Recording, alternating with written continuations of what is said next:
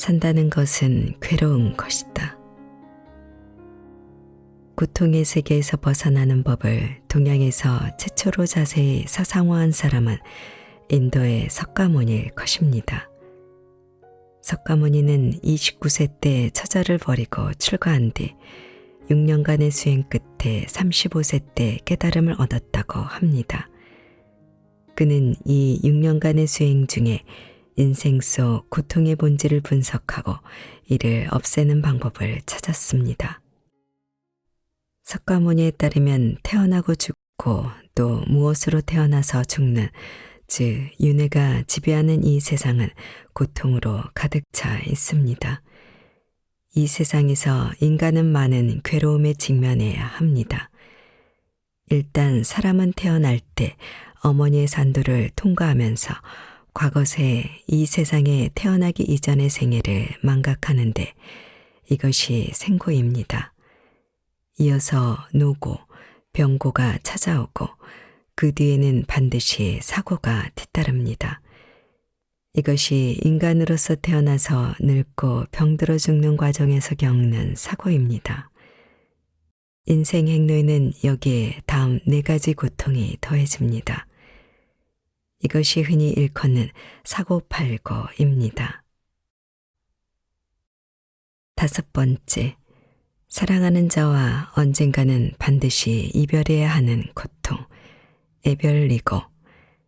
6번째, 싫은 사람과 더불어 살아야 하는 고통, 원증회고. 7번째, 원하는 것을 얻지 못하는 고통, 구불듣고.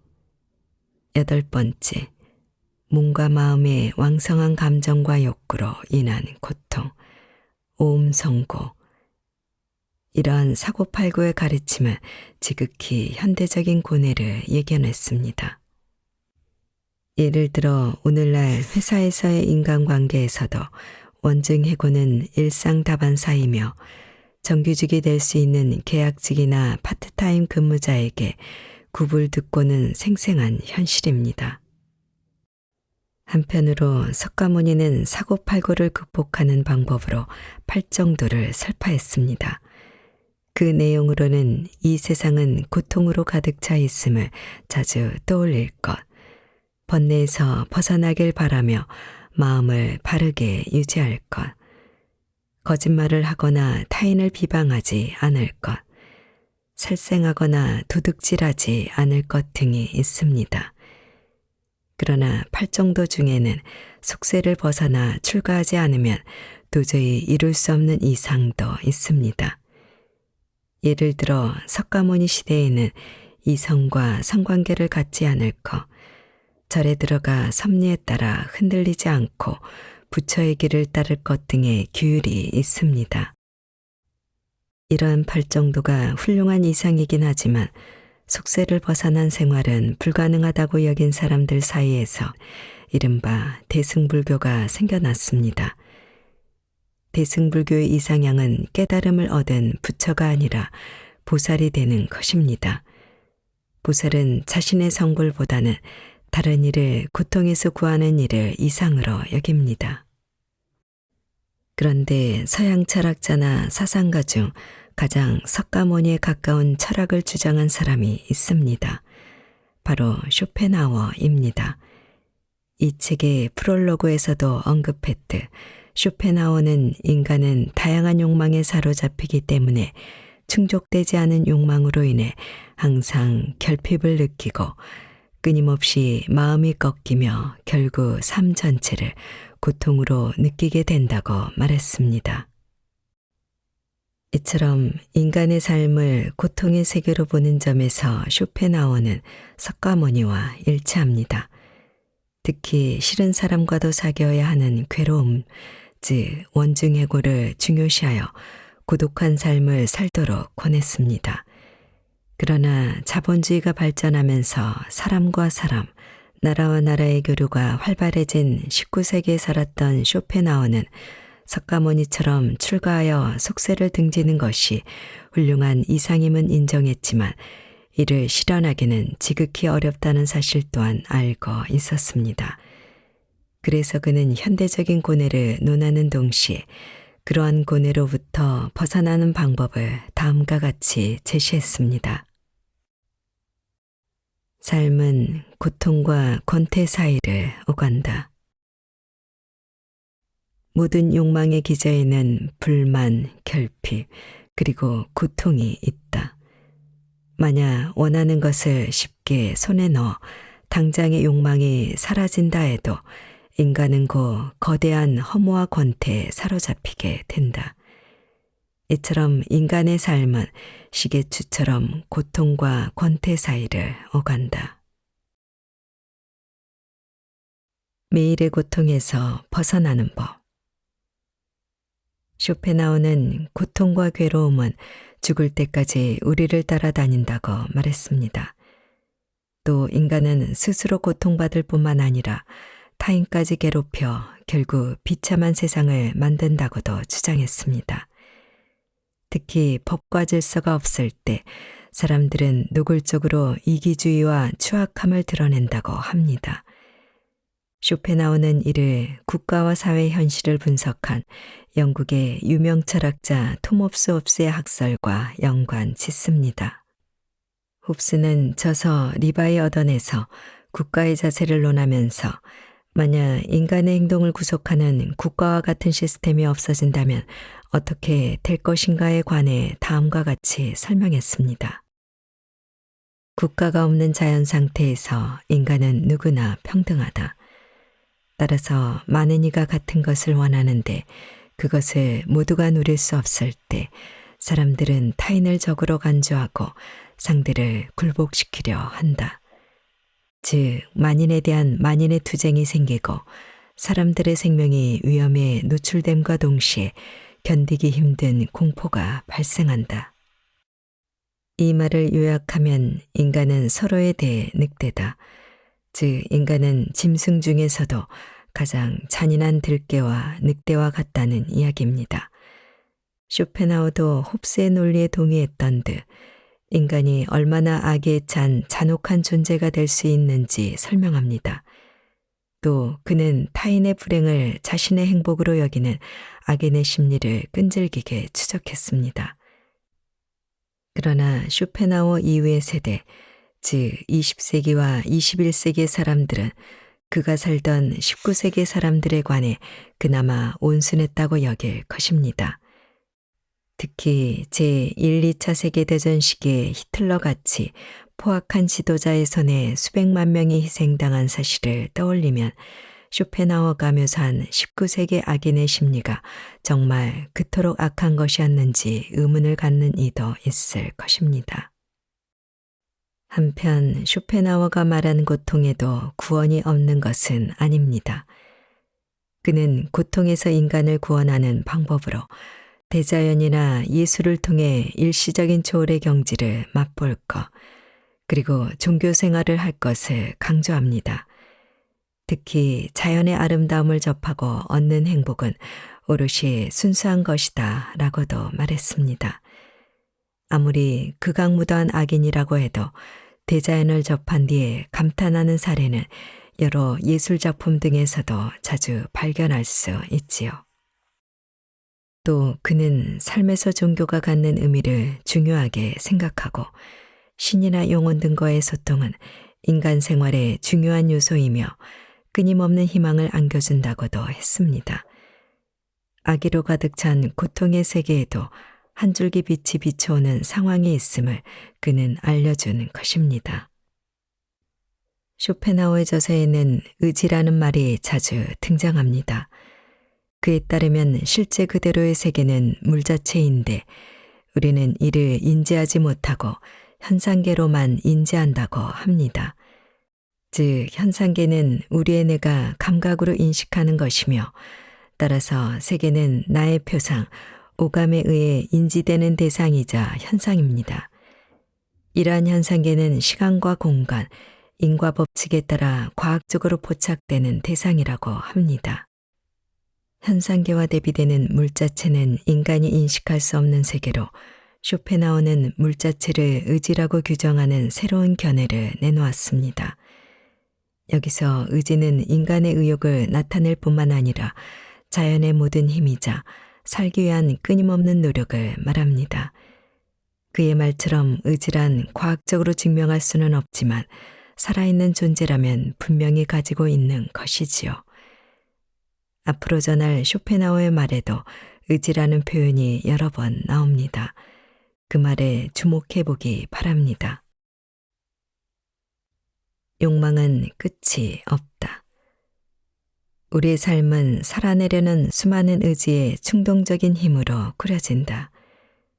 소유하지 않은 것을 원하는 의지는 한계도 분명한 목표도 없이 영원히 이어진다. 중심이 없는 인생은 타인에게 영원히 휘둘린다.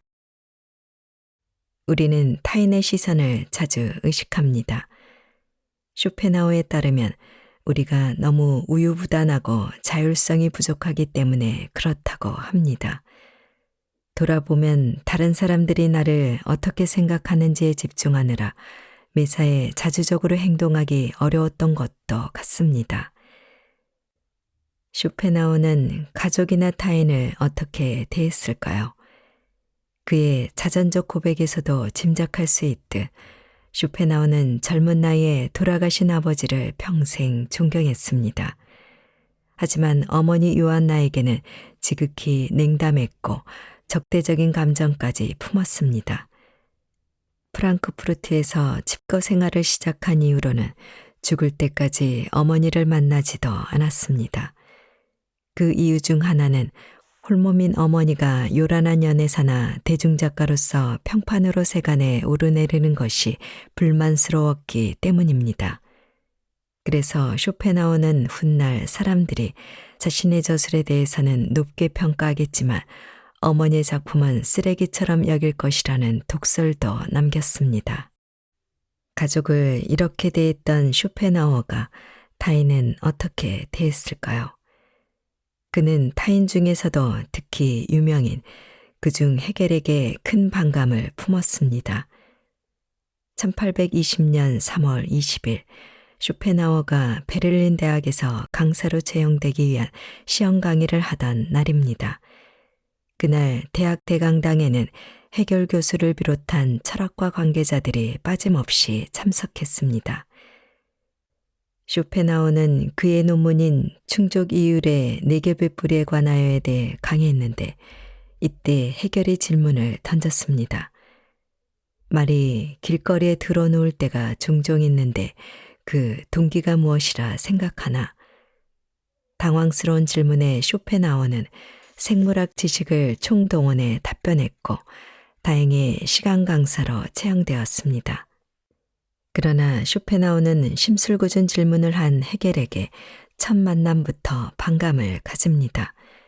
직관을 중시하는 그의 사고방식이 개념에서 출발하는 헤겔의 사고방식과 대립한 탓도 있지만 무엇보다 헤겔의 명성에 대한 반감이 컸습니다.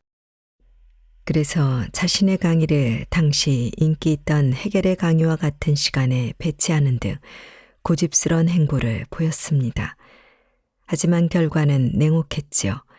수강생은 몇 명 되지 않았고 그 대학 강의 자체를 그만두게 됩니다.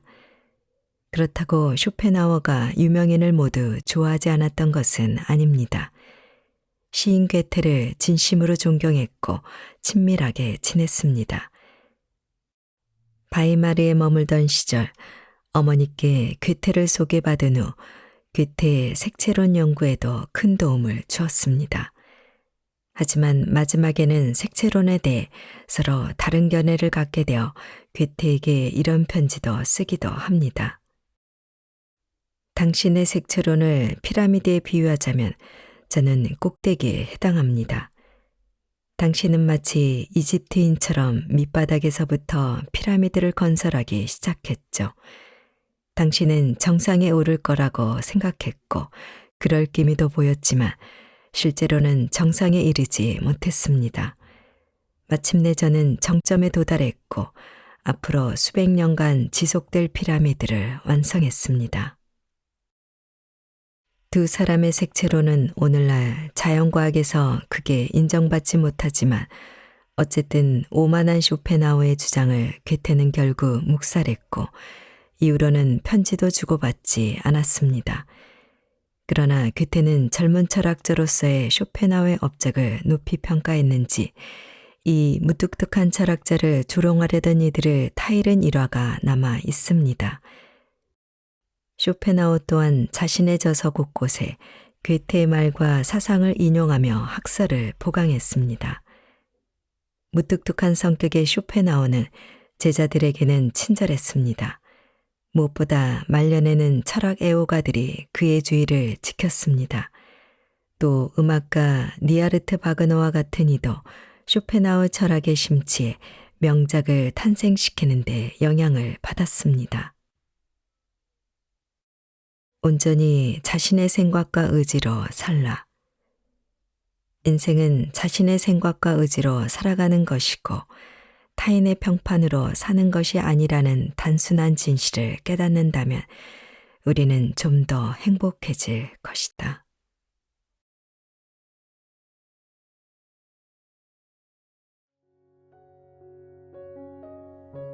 자기 자신을 하찮은 사람으로 깎아내리지 말라.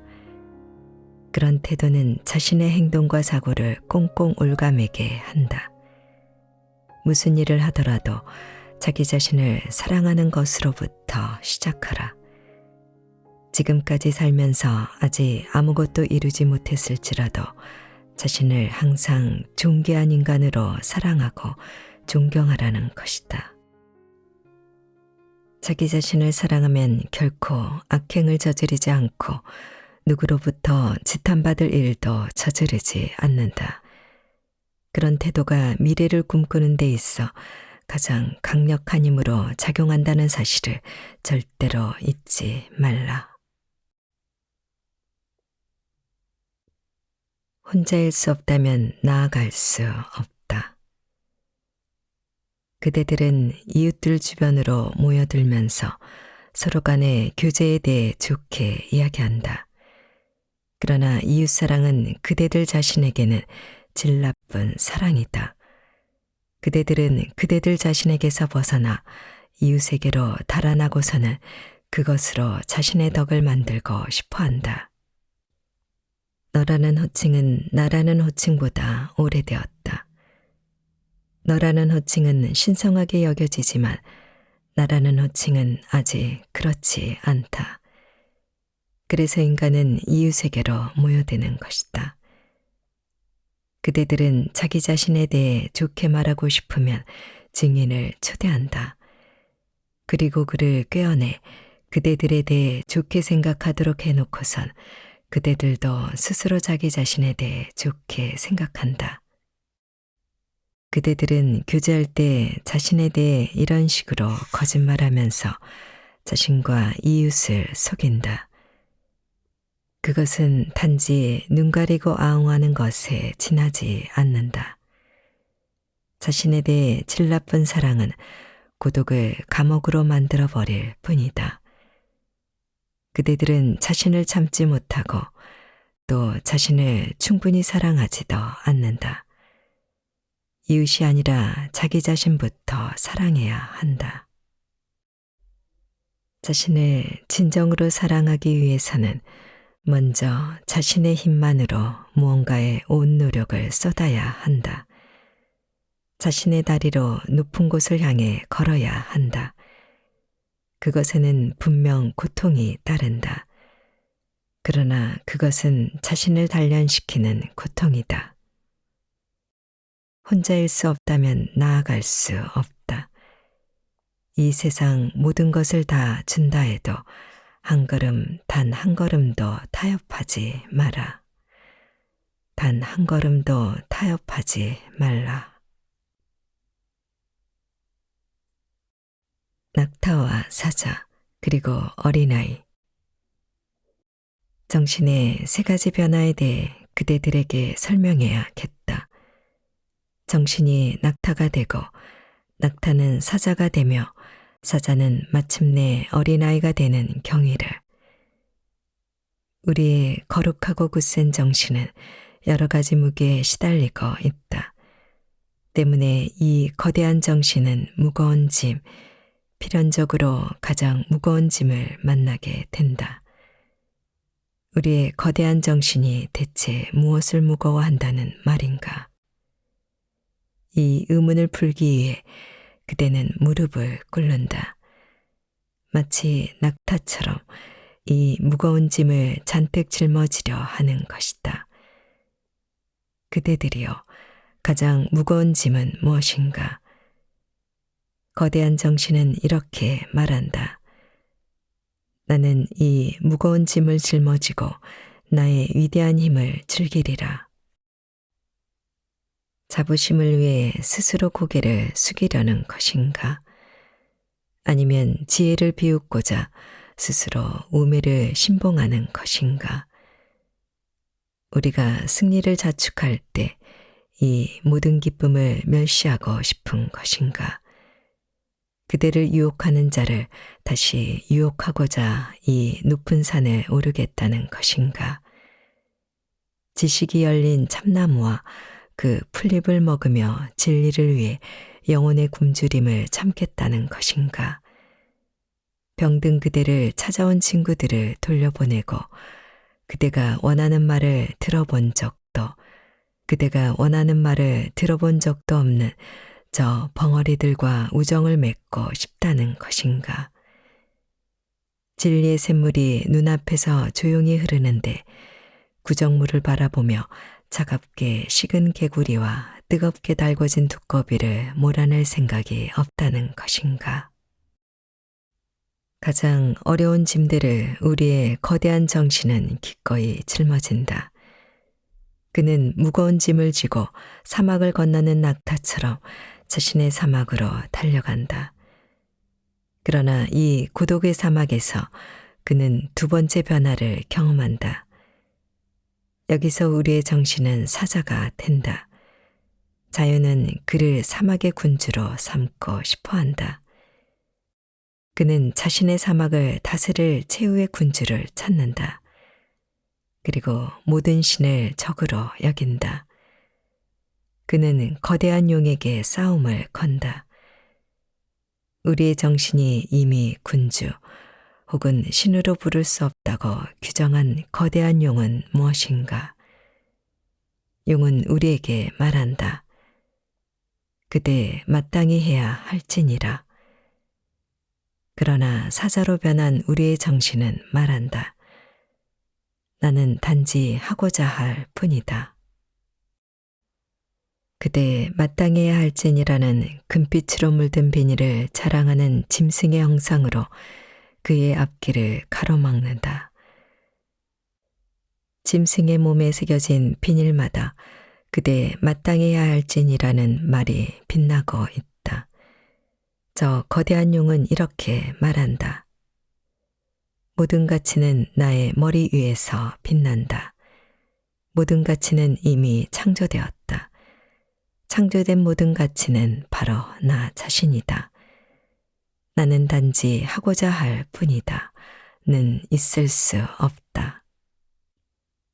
용은 그대를 향해 이렇게 말한다. 형제들이여, 왜 우리에게는 사자가 필요한 것인가? 저 상냥하고 경건한, 그래서 위대한 짐승은 어째서 받아들일 수 없는 것인가? 새로운 가치의 창조는 사자가 할 수 있는 일이 아니다. 그러나 새로운 가치를 창조하는 데 필요한 자유는 사자만이 창조할 수 있다. 스스로 자유를 창조하고 신성한 의무를 거부하기 위해 형제들이여, 우리에겐 사자가 필요하다. 새로운 가치를 획득한다는 것은 경건한 정신의 가장 위대한 약탈이다. 진실로 위대한 정신이 가치를 획득한다는 것은 그 권리를 주장한다는 것은 약탈이다. 그것은 짐승의 소행이다. 그는 가장 신성한 가치로서 나는 단지 하고자 할 뿐이다를 사랑하였다. 이제 그의 사랑에서 자유를 획득하기 위해 그 가장 신성한 사랑 속에서 광란과 방심을 찾아내지 않으면 안 된다. 이 약탈의 사자가 필요하다. 그러나 형제들이여, 사자도 감히 할 수 없는 일을 어린아이가 해낼 수 있다는 사실을 믿어다오. 무엇 때문에 사자는 어린아이가 될 수밖에 없는 것인가? 어린아이는 순수하다. 망각이다. 새로운 출발이다. 하나의 놀이다. 저절로 굴러가는 수레바퀴이다. 최초의 운동이다. 그리고 무엇보다 신성한 긍정이다. 그렇다, 형제들이여. 창조는 긍정을 필요로 하고 있다. 이제 정신은 자신의 의지를 요구한다. 세상을 등진 자만이 자신이 원하던 세계를 얻을 수 있다. 나는 정신의 세 가지 변화에 대해 그대들에게 설명했다. 정신이 낙타가 되고, 낙타는 사자가 되며, 사자는 마침내 어린아이가 되는 경위를. 가장 무거운 머리와 괴로운 심장을 지닌 동물.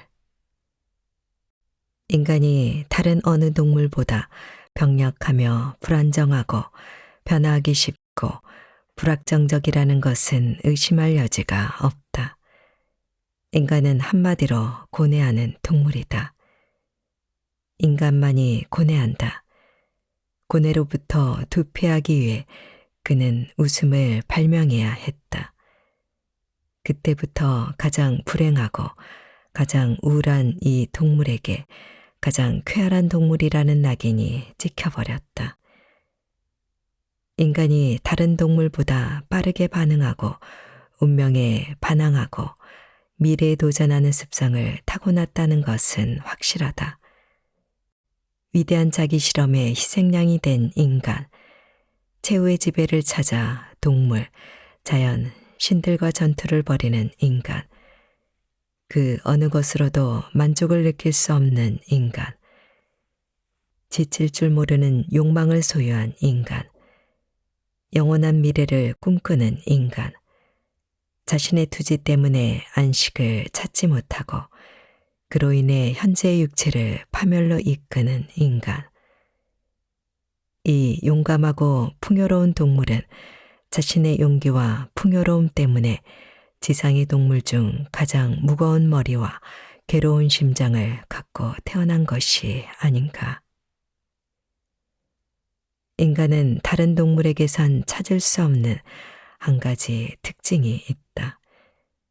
그것은 다름 아닌 실존의 확인이다. 인간이 공상적인 존재가 된 것도 바로 이 실존에 대한 의구심 때문이었다. 인간은 수시로 자신이 왜 존재해야 하는지 확인하고 싶어 한다. 인간은 상대적으로 관찰했을 때 가장 어긋난 짐승이며 가장 병적인 짐승이며 본능으로부터 가장 멀리 이탈한 짐승이다. 그래서 가장 흥미있는 짐승이기도 하다. 악취를 풍기는 것에 지혜가 있다. 이 세상에는 수많은 오물이 존재한다. 여기까지는 진실이다. 그러나 이 세계를 거대한 오물로 지칭할 수는 없다. 악취를 풍기는 것마다 지혜가 숨겨져 있다. 구토가 날개를 만들고 샘물을 발견한다. 아무리 훌륭한 책이라도 읽다 보면 어떤 구역질이 끌어오르게 하는 지혜가 숨겨져 있다. 오, 나의 형제여. 세상이 오물로 뒤덮였다는 말은 세상이 지혜로 가득 차 있다는 말과 같은 뜻이니라.